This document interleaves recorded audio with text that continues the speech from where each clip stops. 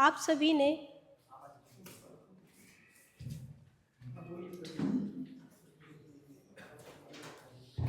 ठीक है। ओम नमः सिद्धेभ्यः।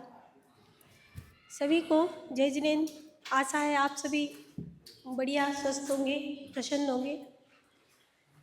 अभी तक आप सभी ने सात तत्व के संबंध में जो जानकारी पढ़ी थी, जीव किसे कहते हैं, अजीव किसे कहते हैं, उसका क्या स्वरूप है, आश्रय वन संबंध निद्रा मोक्ष किसे कहते हैं, ये आप सभी ने पढ़ा।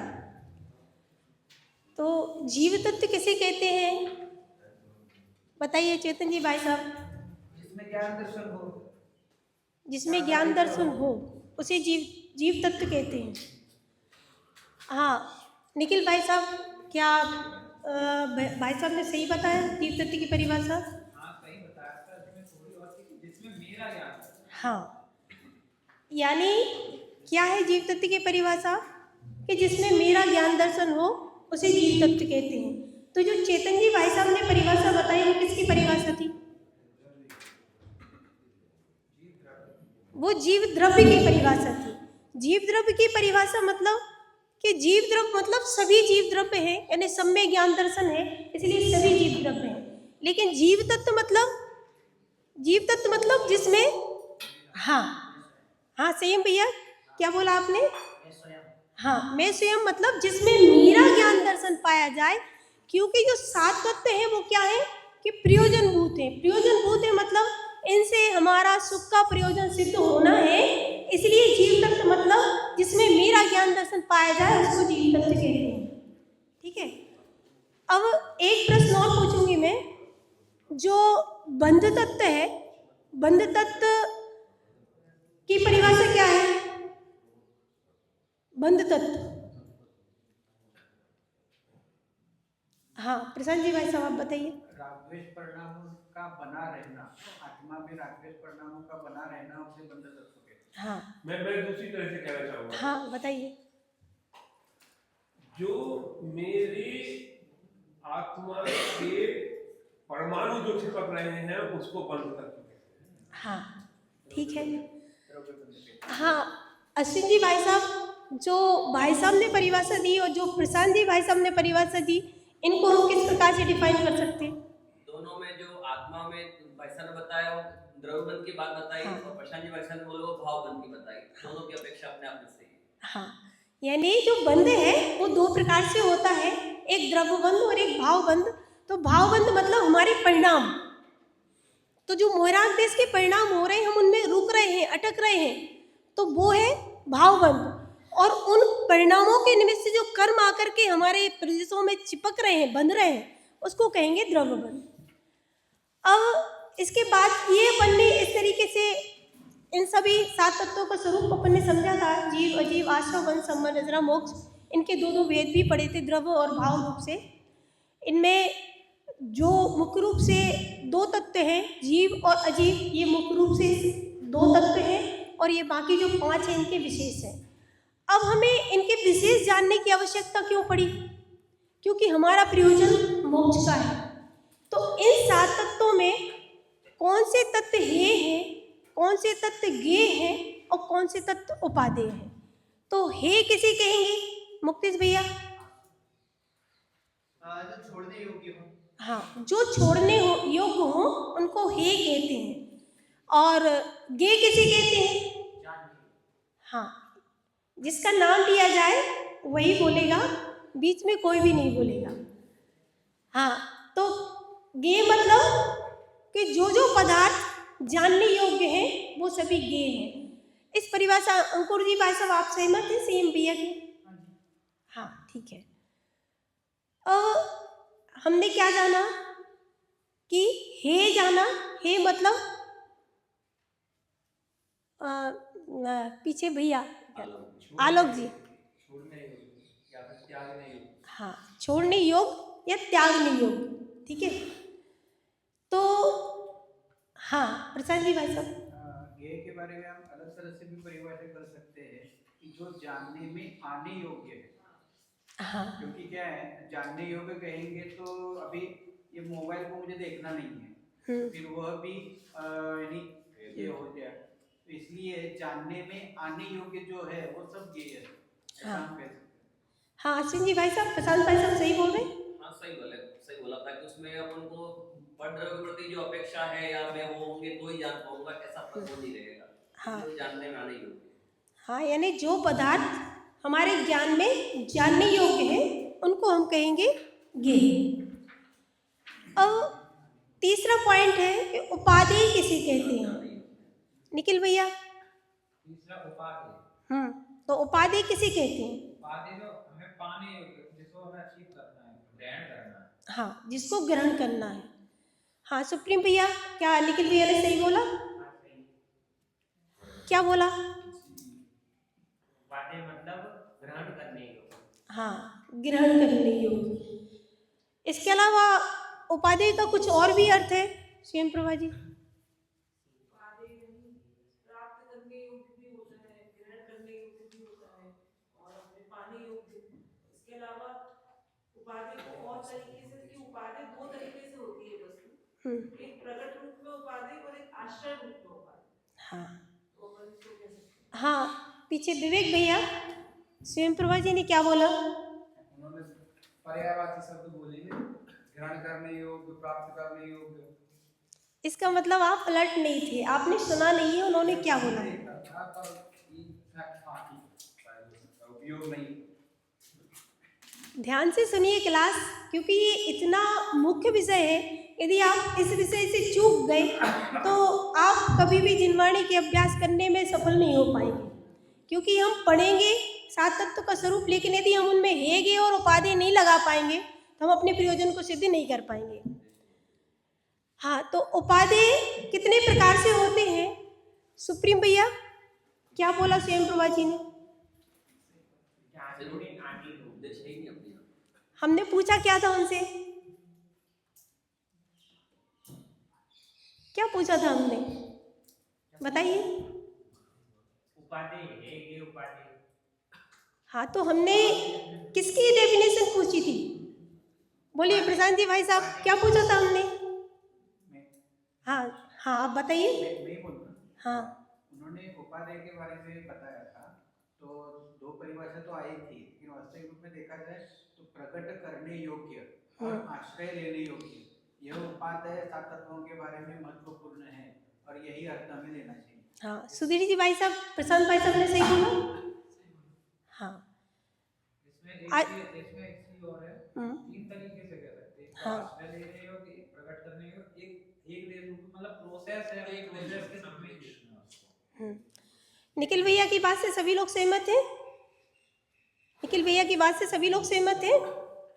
समझ नहीं आई वो बात क्या थी? नहीं आई समझ में? मेरी हाँ। गलती नहीं थी फिर। हाँ, नहीं, जो हमने स्वयं प्रभा जी से पूछा था, उपादेय पूछा था कि उपादेय क्या है। आपने उपादेय वो क्या है वो बताया ही नहीं, इसलिए आप अलर्ट नहीं थे। हाँ निखिल भैया बताइए। प्रोसेस के रूप में जैसे हमें चाय पीनी है, तो चाय तो हमारे लिए उपाधि है ही, कि चाय हमें पीनी है, लेकिन उसी समय चाय बनाने की जो प्रोसेस है कि भैया हमें उसमें दूध भी लेना पड़ेगा, पत्ती भी लेनी पड़ेगी, उसमें पतीले को गैस पे चढ़ाना भी पड़ेगा, तब उसे उबलने तक का इंतजार भी करना पड़ेगा। जो प्रोसेस है वो प्रोसेस भी उतने समय के लिए हमारे लिए उपाधि होगी, और जब वो प्रोसेस पूरी हो जाएगी तो वो छूट जाएगी। तो एक रूप से हम उसे भी उपाधि कहते हैं। ऐसे ही हमें मोक्ष चूंकि पाना है, मोक्ष की प्राप्ति करनी है, तो मोक्ष की प्राप्ति में जो संबंध निर्जरा में सारा लेना पड़ेगा, उसकी प्रोसेस से गुजरना पड़ेगा। तो उस प्रोसेस से गुजरने के लिए प्रोसेस भी उतने समय के लिए हमारे लिए एक सभी को उदाहरण समझ में आया? सभी को ये उदाहरण समझ में आया जो निखिल भैया ने दिया? कि जैसे हमें चाय बनाना है, तो चाय बनाना क्या है हमारे लिए? उपादेय है। अब उपादेय है चाय बनाना, लेकिन चाय बनाने की जो प्रोसेस होगी वो भी तो एक जैसे उपादेय होगी, और फिर जब वो चाय बन जाएगी पूर्ण रूप से तो वो पूर्ण उपादेय हो जाएगी। मतलब क्योंकि हमें वो चाय पीना है तो वो पूर्ण उपादेय हो जाएगी। तो इस तरीके से इन्हें हमने हे समझा, गे समझा और उपादेय समझा। अब जो सात तत्व हैं उनमें जीव तत्व को हम किस कैटेगरी में रखेंगे? हे कहेंगे, उपादेय कहेंगे या हे कहेंगे?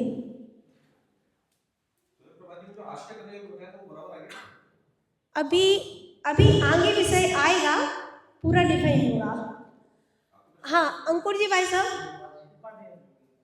हाँ उपादेय है।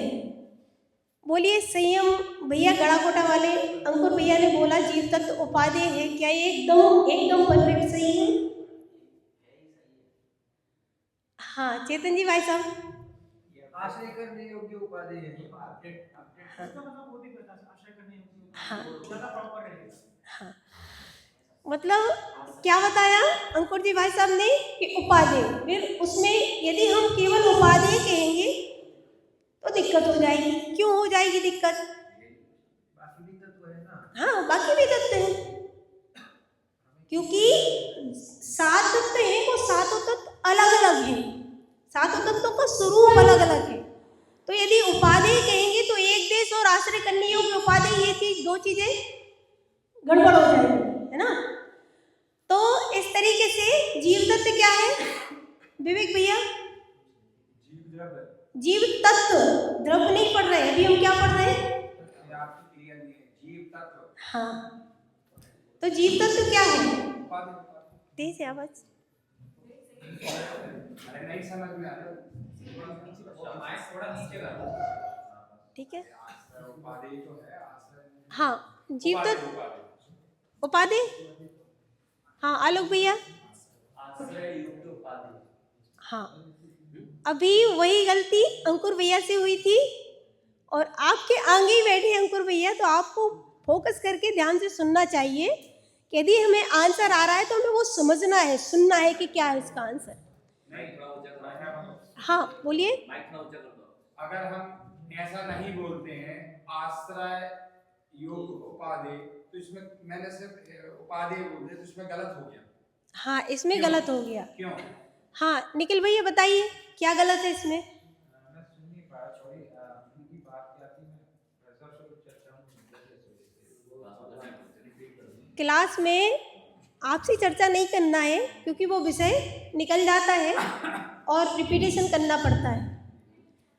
तो विवेक भैया का प्रश्न ये है कि यदि जीव तत्व को केवल उपादेय कहा जाए और आश्रय करने लायक उपादेय न कहा जाए तो क्या दिक्कत आएगी? दिक्कत ये आएगी कि इसमें हमें जो पाना है, प्रकट करना है, वो प्रकट करने योग्य उपाधि अलग चीज होती है। वो सुख है, वो हमारे को है, वो प्रकट करना है, लेकिन वो सुख कहाँ से मिलेगा? जैसे हमें अभी हम थक गए, थक के हमें घर में जाना है और आराम करना है। जो हमें करना है वो है हमें आराम करना है, वो प्राप्ति के लिए उपाधि है।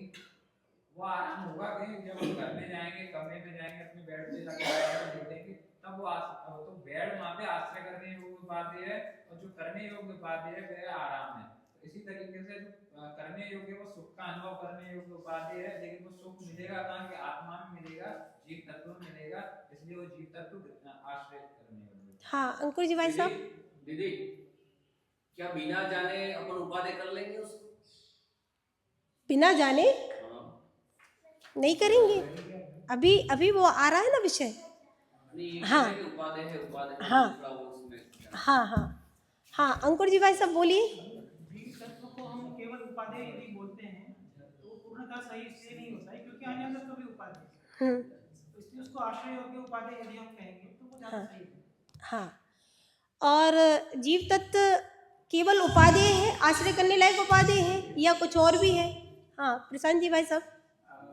आश्रय जब लेंगे जब उसको जानेंगे, हाँ तो जाने बिना आश्रय ले नहीं पाएंगे, इसलिए जीव तत्व ज्ञेय है पहले, फिर बाद में वह आश्रय लेने योग्य उपाधि है। हाँ संयम जी विधि साहब। भी कह सकते हैं। हाँ संयम जी विधि साहब क्या बोला प्रशांत भाई साहब ने? जीव आश्रय लेने योग्य परम उपादेय है। हाँ हाँ सही, हाँ बोलने दीजिए, बोलिए बोलिए। नहीं अभी इनको बोल देना। नहीं नहीं उत्तर दीजिए आप। प्रश्न में सही होता है ना, जो जीव तत्व है हाँ आश्रय यानी उनको परम उपादेय नाम ना, और जो जे का बोल रहा है, जो जे का भी बोला उन्होंने है, जे भी है और परम उपादेय भी है। हाँ गे क्यों है? क्यों? आप खुद को जानेंगे नहीं, ये तो सब कुछ है और खुद को जानना है पहले। पर को जाने ना जाने सेकंडरी मैटर है, पहले खुद को जानना है। जब जानेंगे तभी तो ये निर्णय होगा कि उपाधि है। हमने जो प्रयोजनभूत तत्व की परिभाषा पढ़ी थी वो क्या पढ़ी थी सुप्रीम भैया? जिनकी सम्यक श्रद्धा ज्ञान बिना हमारा दुख दूर ना हो और हम सुखी ना हो सके। हाँ, यानी जिन तत्वों के सम्यक श्रद्धा ज्ञान बिना दुख दूर ना हो और सुख की प्राप्ति ना हो, इसका मतलब उसमें श्रद्धान भी आया और ज्ञान भी आया। तो सातों ही तत्व ज्ञेय भी हैं, क्योंकि हम यदि नहीं जानेंगे तो श्रद्धान कैसे करेंगे? ठीक है, तो इस तरीके से जीव तत्व। हाँ मेरे प्रश्न का क्या हुआ? हाँ, आपने क्या प्रश्न पूछा था कि वो यदि उसमें केवल उपादेय कहेंगे और आश्रय करने लायक उपादेय नहीं बोलेंगे तो उसमें क्या दिक्कत आएगी, यही प्रश्न था ना आपका अभी? हाँ स्वयं प्रभा जी, आप इस प्रश्न का समाधान करेंगे? बिल्कुल उनका समाधान निखिल भैया ने किया था, शायद उन्होंने सुना नहीं। अरे सुना, चाय पत्ती वाला उदाहरण दिया। समझ हाँ, गया, तो मैं एक हाँ, प्रश्न याद हाँ, रखिए। एक मिनट। हाँ, उन्होंने उदाहरण दिया था चाय पत्ती वाला नहीं, कमरे में रहने वाला उदाहरण। हाँ, कमरे में।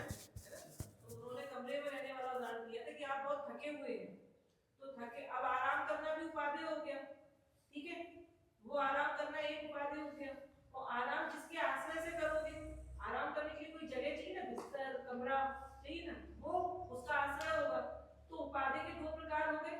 तो जीव तत्व हमारे लिए कौन सा उपादेय? प्रकट करने योग्य उपादेय है या आश्रय करने योग्य? उपादेय तो है, आपने कहा वो आप नहीं, वहां गलत नहीं है, लेकिन कौन सा उपादेय है जो हमें मोक्ष सुख प्रकट करना है? वो किसके आश्रय से प्रकट होगा? जीव के आश्रय से। इसलिए जीव तत्व को आश्रय करने योग्य उपादेय और मोक्ष तत्व को प्रकट करने योग्य उपादेय। और निर्जरा को आश्रय नहीं करना। निर्जरा को एक देश उपादेय हाँ। प्रोसेसिंग में चलेगा। आप यहाँ बैठे हो, आप कमरे में जाओगे, एक मिनट बीच में नहीं बोले। पहले आप आंसर पूरा सुन लें, बीच में प्रश्न ना पूछे और ना ही बीच में बोले। आप लोगों से हो रहा है, इधर हो रहा है। तो आपको आराम करना है, तो अब आप यहाँ से कमरे तक जाओगे, ये प्रोसेसिंग होगी कि नहीं आपकी? हाँ, होगी। ये संभव निर्जरा। तो प्रोसेसिंग को भी एक देश उपादेय का, क्योंकि पूर्ण उपादेय तो आप जब आराम करोगे तब होगा ना, कार्य की सिद्धि तो आपको तब मिलेगी। तो जब मोक्ष सुख में पूर्ण जलावन में आपको कार्य की सिद्धि हो गई, तो वो पूर्ण रूप से प्रकट करने योग्य उपादेय हो गए। संभव निर्जरा एक देश उपादेय हो गए। और ये तीनों चीजें किसके आश्रय से होंगी? जीव तत्व के, इसलिए वो आश्रय करने योग्य उपादेय हो गए। आश्रय कर रहे हैं हम जीव का, आश्रय जीव का कर रहे हैं, उससे निर्जरा हो जाएगी और संभल हो जाएगा और फिर मोक्ष हो जाएगा। पहले एक देश होगा ना, प्रोसेसिंग। हाँ, वो मैं एक एक देश क्रम से होगा। हमारा प्रश्न ये था कि अपन ने आश्रय शब्द लगाया जीव के आगे। भाई जीव का हमें आश्रय लेना, तब ये चीजें होंगी, निर्जरा, संभल और मोक्ष भी अपन कहें तो एक प्रकार से ये होगा। इसीलिए मैं जीव का आश्रय कर रहा हूँ। ठीक है ना? हाँ ठीक ऐसे है। ही हाँ, हो गया विषय क्लियर? विवेक भैया, विषय क्लियर हुआ? इसका मतलब क्या है कि हमने सबसे पहले ही ये बात पढ़ी थी कि तत्व कितने होते हैं? तत्व कितने होते हैं? 7 होते हैं। मुख्य रूप से तत्व कितने होते हैं? 2 होते हैं। कौन कौन से? जीव और अजीव। बाकी 5 क्या हैं? अवस्था। तो जब तत्व 2 होते हैं तो एक स्थायी तत्व होगा, मतलब द्रव्य होगा, वो वस्तु होगी, और बाकी जो 5 है वो क्या है? 5 क्या है? हाँ बोलिए मुक्तेश भैया, 5 क्या है? अवस्थाएं। अवस्थाएं मतलब क्या? कि प्रकट होंगी। इससे क्या सिद्ध हुआ कि जीव आश्रय करने लायक उपादेय, क्योंकि वो मौजूद है, और बाकी जो 5 है वो क्या है? अवस्थाएं। तो वो क्या होगी? कि प्रकट करने लायक उपादेय होंगी। ठीक? पांचों में भी पांचों प्रकट करने योग्य नहीं। हाँ, पांचों। हाँ, वो आगे आ रहा है विषय, पर्याय, इसलिए वो हाँ। अब इसके बाद में जीव तत्व हमने समझा कि जीव तत्व क्या है? आश्रय करने लायक उपादेय। हाँ मुक्तेश भैया। जब इसको आश्रम को छोड़ना ही है तो उसको जानने से क्या प्रयोजन? हाँ, अभी वो विषय आ रहा है, अभी आप धैर्य रखें क्योंकि आगे विषय आने वाला है। अजीव तत्व है, ये है या उपादेय है? हाँ बोलिए चेतन जी भाई साहब। अजीव तत्व ना, हाँ अजीव तत्व नेय है, नेय, ये जानने योग्य।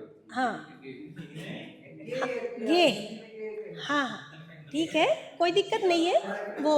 हाँ चेतन जी भाई साहब ने कहा है अजीव तत्व ये है, इस बात से कौन कौन सहमत है? जीव तत्व ये है इस बात से कौन, अरे सॉरी, अजीव तत्व ये है इस बात से कौन कौन सहमत है?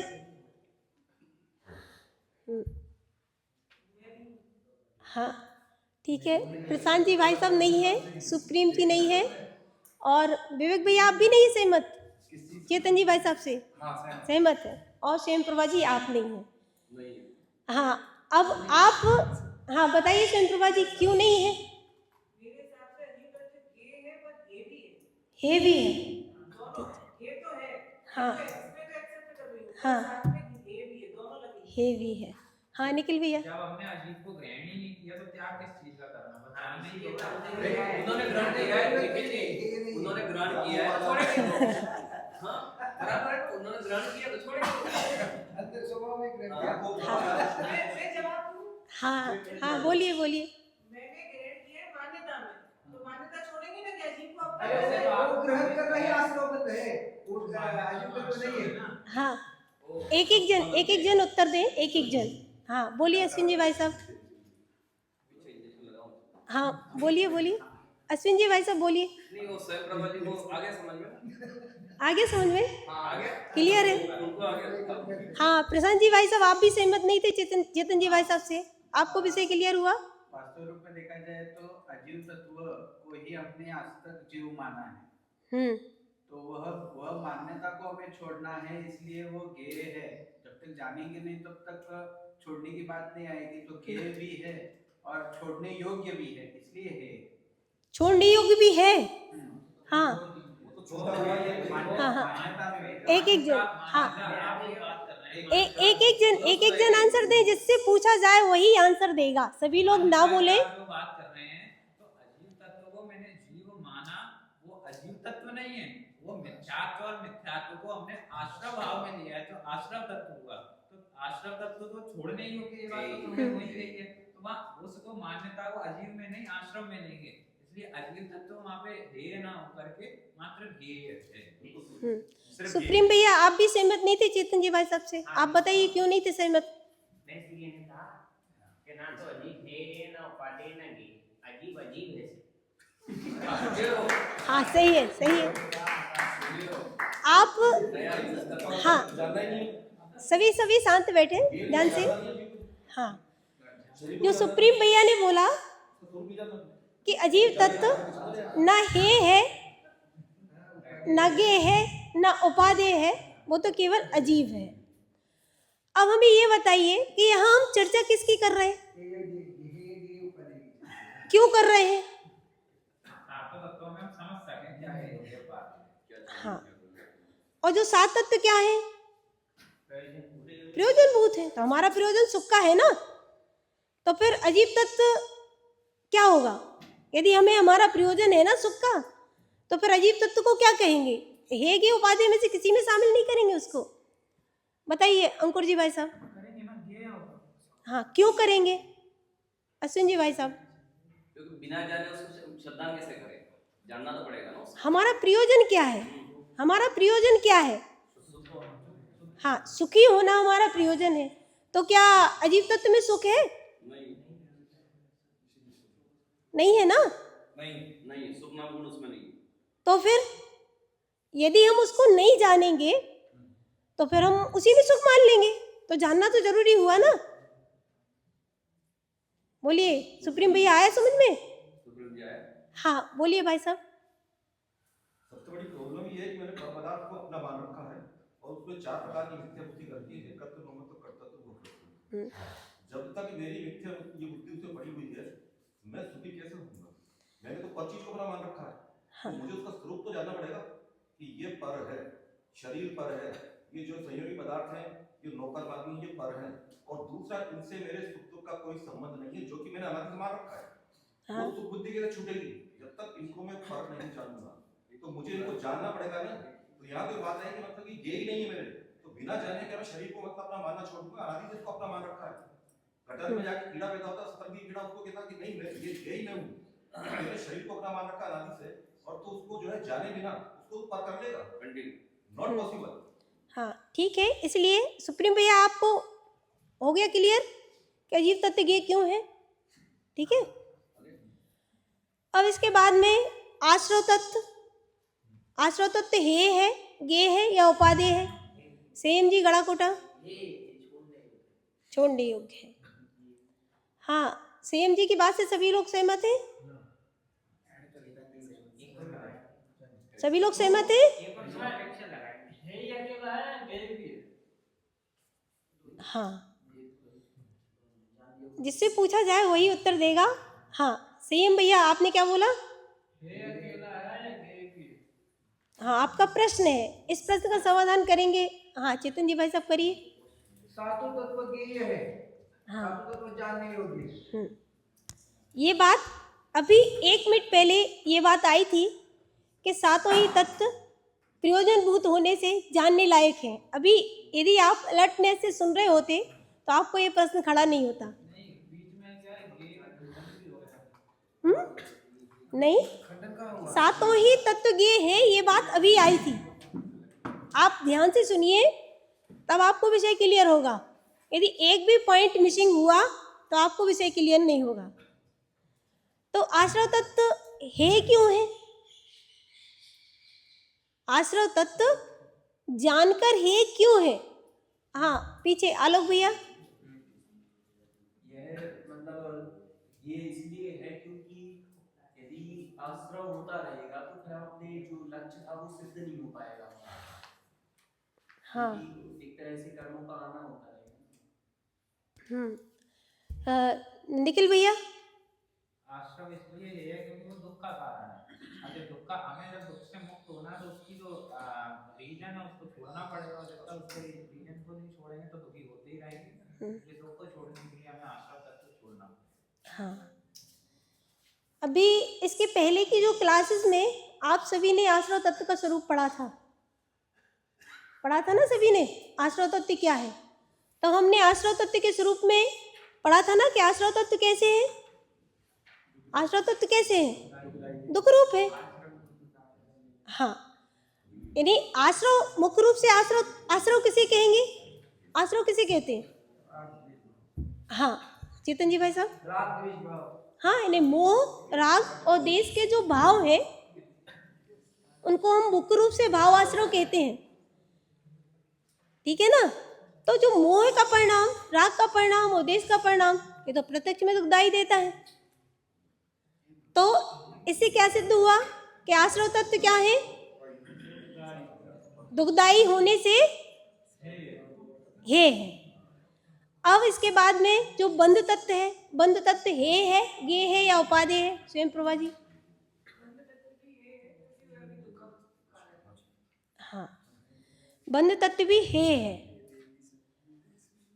दुख का कारण है। इसको सुप्रीम जी बताइए, अभी स्वयं प्रभा जी ने क्या उत्तर दिया? बंध तत्व हे, हाँ हे गे दोनों। हाँ मेरा एक प्रश्न और है आपसे कि क्यों हे है? क्योंकि छोड़ने योग्य है। हाँ छोड़ने योग्य मात्र इसलिए हे है। वो तो हे ही है। हे ही है। हाँ बोलिए चेतन जी भाई साहब। हाँ प्रशांत जी भाई साहब आप, आपका हैंड रेस है, आप बोलिए। वास्तविक में देखा जाए कि क्यों छोड़ने योग्य है, क्योंकि वह परिणाम बनाए हुए रखते हैं, रागद्वेष परिणाम करते हुए रहते हैं, तो उस समय दुख होता ही होता है, इसलिए वो छोड़ने योग्य है। इसका कोई और लॉजिक देगा? हाँ भाई साहब। देखिए मेरे हिसाब से, मतलब मेरी जानकारी कम है तो गलती हो सकती है, कि ये जो आश्रव और बंध है वो जो भी है दोनों एक ही है, और जो संवर्ण और निर्जरा है वो भी दोनों एक ही है। तो अगर आश्रव हे और गे है तो बंध भी हे और गे है। अब मुझे नहीं पता कि आश्रव हे और गे वो तो दोनों नहीं है, लेकिन जो आश्रव है वही बंध है और जो संवर्ण है वही निर्जरा है। मैं इतना कॉन्फिडेंस के साथ कह सकता हूं। हाँ बिल्कुल सही है, बिल्कुल सही है। हाँ ठीक है। आना, अब यहाँ भाव होना, यहाँ के भाव बने रहना, कंटिन्यूटी में बने रहना वो बंध है। और हाँ वो ठीक है, हाँ ठीक है। वो बंध शब्द ही ये बताता है कि बंधन है। बंधन मतलब दुखदायी परिणाम है, इसलिए वो हे है। अब संबर और निद्रा हे है, गे है या उपादेय है? नहीं, मेरा ये जो प्रयन दिया था ना कि दुखदाई है या राग द्वेष परिणाम करता है इसलिए वो ये है, मेरा इससे थोड़ा उल्टा मानना है। हाँ बोलिए। मेरा ये मानना है कि ये अपना नहीं है इसलिए है। क्या अपना नहीं है? जो आश्रम है, बंद है, वो मेरा नहीं है, मेरा स्वभाव नहीं है इसलिए है। मेरा नहीं है तो आपको राग द्वेष नहीं होते? स्वभाव में हाँ तो स्वभाव में नहीं होते, लेकिन होते तो हैं। स्वभाव को भूलने से होते हैं कि नहीं होते? हाँ तो होते हैं, तो होते हैं ना। तो जो होते हैं तो उनका क्या करना पड़ेगा? वही तो मैं कह रहा हूँ, स्वभाव में नहीं है लेकिन होते हैं, कहाँ होते हैं? पर्याय में होते हैं। स्वभाव में नहीं है इसलिए तो वो है ना। हाँ तो स्वभाव में नहीं है, पर्याय में है, लेकिन पर्याय में होने पर भी वो दुखदाई है, इसलिए वो है। इसमें जो आंसर आया राग द्वेष पैदा करते हैं, अब मान लो राग द्वेष स्वभाव ही है पैदा करने का, अब वो है कैसे हो जाएगा? क्योंकि जब स्वभाव हो गया तो छूटेगा नहीं, तो उसको है भी नहीं बोल सकते उसको। तो फिर उनका कहना है कि स्वभाव नहीं है इसलिए है ये, ठीक है? हाँ ठीक है। हाँ मेरा प्रश्न था संबंध निद्रा ये है, गे है या उपादेय है? बोलिए अंकुर जी भाई साहब। एक देश उपादेय है। हाँ सभी लोग अंकुर जी भाई साहब की बात से सहमत हैं? सहमत है सभी लोग? अब ये एक देश उपादेय क्यों कहा इनको? इनको एक देश उपादेय क्यों कहा? हाँ बोलिए प्रशांत जी भाई साहब। इसलिए उपादेय एक देश उपादेय का, यहाँ पे उपादेय का अर्थ प्रकट करने योग्य लेना है, उनका आश्रय लेना नहीं है। आश्रय तो किसका? जीव तत्व का लेना है। लेकिन यहाँ पे एक देश उपादेय कहने के पीछे कि जो रागद्वेष परिणाम हो रहे हैं उनको नहीं होने देना। तो नहीं कब होंगे? जब जीव तत्व पर आश्रय लेंगे तब। तो इसलिए यहाँ पे प्रकट उपादेय का अर्थ प्रकट करने के अर्थ में है। हाँ इसका मतलब क्या है कि संबर और नजरा वो एक देश प्रकट करने लायक है, मतलब हमें अपनी पर्याय में प्रकट करने लायक है, इसलिए वो उपादेय है। क्यों है? क्योंकि वो सुख के मार्ग है, सुख का मार्ग है। अब मोक्ष तत्व जो है वो मोक्ष तत्व है, गे है या उपादेय है? प्रकट करने योग्य उपादेय है। हाँ प्रकट करने योग्य उपादेय है।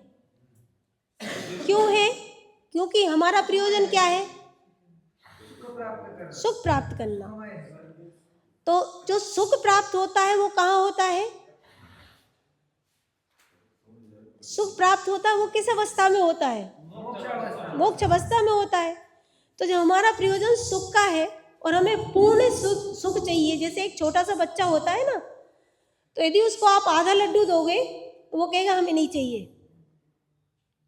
तो नहीं चाहिए उसको कि चाहिए है, लेकिन कितना चाहिए? पूरा चाहिए। ऐसे ही जो मोक्ष है वो क्या है? कि पूरा है, यानी हमें पूर्ण सुख चाहिए। इसलिए पूर्ण सुख चाहिए है तो हमें मोक्ष तत्व पूर्ण रूप से प्रकट करने लायक उपादेय है। इस तरीके से हमने ये जाना कि जीव तत्व जानकर आश्रय करने लायक उपादेय है, अजीव तत्व ज्ञेय है, आश्रय और बंध जानकर हे करने लायक, छोड़ने लायक उपादेय है, संबंध नजरा जानकर एक देश प्रकट करने लायक उपादेय है, और मोक्ष भी जानकर पूर्ण प्रकट करने लायक उपादेय है। इस तरीके से हमने ये 7 तत्वों की जो स्वरूप पढ़ा कि वो कौन से तत्व हैं, ज्ञेय हैं और उपादेय हैं। अब कल आप सभी के लिए एक होमवर्क है कि जो हमने जो 7 तत्व पढ़े हैं, है ना, तो इन 7 तत्वों का हम अपने जीवन में कैसे अप्लाई करें, कैसे जीव तत्व का आश्रय लें और कैसे हम संबंध नजरा और मोक्ष को प्रकट करें, कैसे आश्रय बंध से बचें, इसको हम कैसे अपने स्वरूप में, अपने भाव में उसका मतलब समझ सकेंगे, ये आप लोगों को चिंतन करके आना है, सोच के आना है। ये आप लोगों के लिए होमवर्क है। इसके साथ ही क्लास जय जिनेंद्र सभी को।